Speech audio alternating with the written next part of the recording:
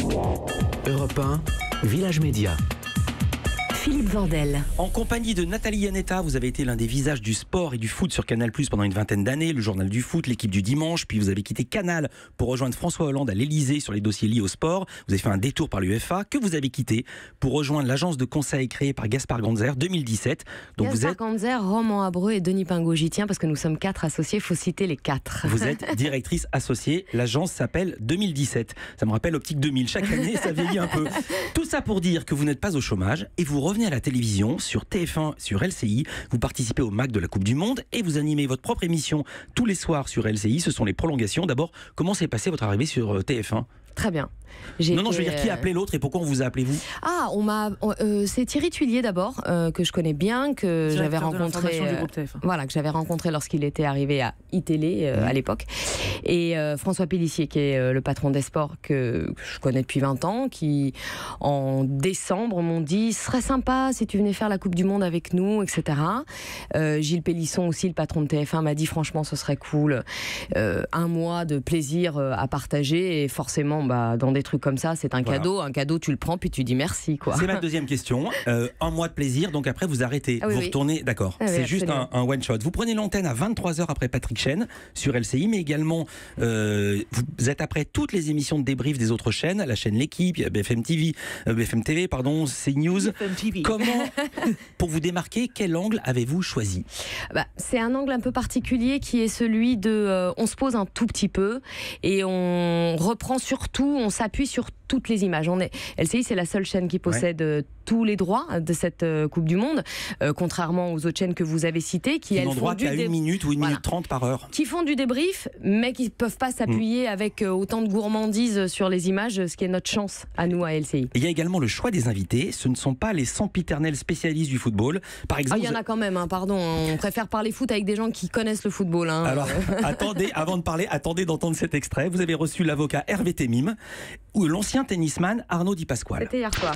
À vos côtés, maître Hervé Temim. Alors, vous attendez pas sur ce terrain-là. Vous êtes un ténor du barreau, on peut dire ça comme ça, un grand avocat pénaliste. Passionné de football. Depuis quand vous aimez le football ? J'adore ça, mais je suis pas un grand spécialiste. Je suis un très bon spécialiste du tennis. On en parle ce soir avec Arnaud Di Pasquale. Salut Arnaud, vous êtes l'ancien DTN de la Fédération Française de Tennis. Grand amateur, évidemment, de football. J'aime aussi. bien ça, ouais. Ça renvoie bien la balle pour prendre une métaphore tennistique. Ouais. Ça marche. Non, mais moi j'ai beaucoup. C'est un bon double. J'ai beaucoup aimé Giroud aujourd'hui, évidemment. Enfin, je pense que comme beaucoup. J'y connais pas grand-chose, mais j'ai bien aimé. Enfin voilà. Il y connaît pas grand-chose. Je précise que vous n'invitez pas tous les soirs des spécialistes du tennis. Non, en fait, mais blague à part, ce que vous faites, si j'ai bien compris, c'est le pas de côté. Oui, c'est ça. C'est-à-dire qu'en fait, on a en général 3 spécialistes du football et un ou une amoureuse du football, parce que à la fin de la fin, évidemment, le foot, c'est de la technique, c'est de la tactique, c'est des stats, etc. Mais s'il n'y a pas l'émotion, s'il n'y a pas l'amour, s'il n'y a pas l'envie de regarder ces joueurs sur un terrain, il n'y a rien, en fait. Donc on essaye de mélanger les deux.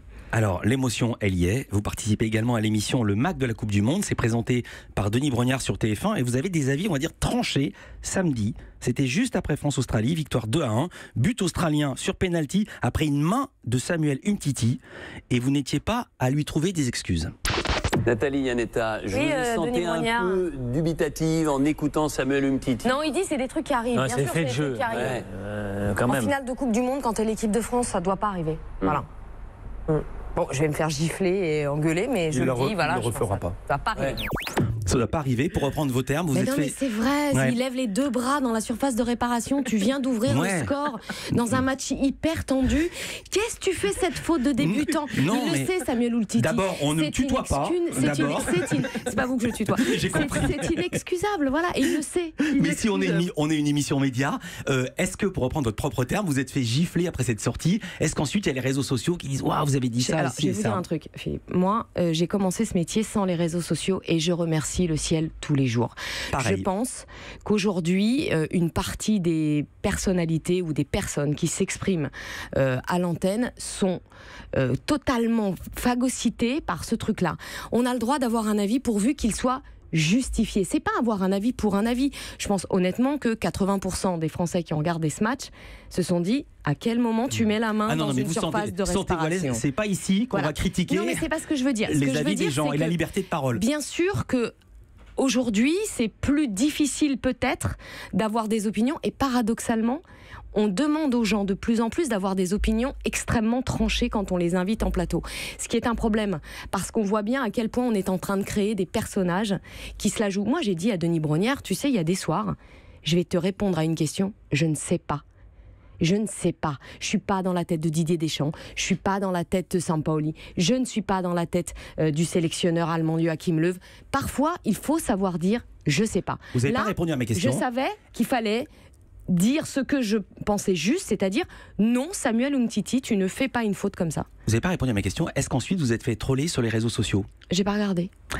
Vous avez une manière bien à vous de parler de football, Nathalie Iannetta. Après France-Pérou, c'était hier soir, vous êtes revenu sur un joueur qui vous a particulièrement plu, à moi aussi d'ailleurs, énorme récupérateur de ballons au milieu de terrain, avec un argument que je n'avais encore jamais entendu dans une émission, même pas de foot, même de sport. N'Golo Kanté qui fait un match exceptionnel. Moi, je crois que si j'étais ministre de l'Environnement, je choisirais N'Golo Kanté comme directeur de cabinet parce que je pense que le monde serait beaucoup plus propre et très rapidement. Alors, je rappelle que vous avez été conseillère du président de la République François Hollande de juin 2014 à octobre 2016, chargée du sport et de la vie associative. Et là, il y a une chose qui se passe qui est impensable, qui était impensable, et à la jeunesse, impensable du temps de François Mitterrand, Jacques Chirac, Nicolas Sarkozy, François Hollande, Emmanuel Macron. Il n'y a plus un seul président de la République qui n'affiche sa passion pour le football. Est-ce que c'est un sport qui est devenu éminemment politique ? Ah oui, beaucoup trop d'ailleurs. Beaucoup trop. Il est devenu... Le football, le sport en général, c'est un objet politique. Parce que ça touche à la citoyenneté, aux valeurs, à la manière de faire la nation, de la représenter.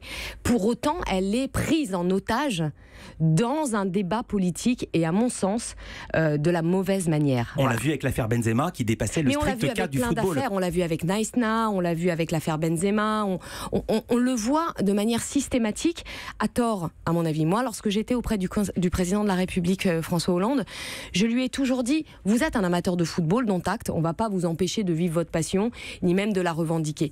Mais il est hors de question que vous preniez l'équipe de France en otage pour faire passer je ne sais quel message. C'est une sélection, elle représente une partie de la France à sa manière, avec ses codes, ses valeurs, et c'est déjà bien comme ça. Europe 1.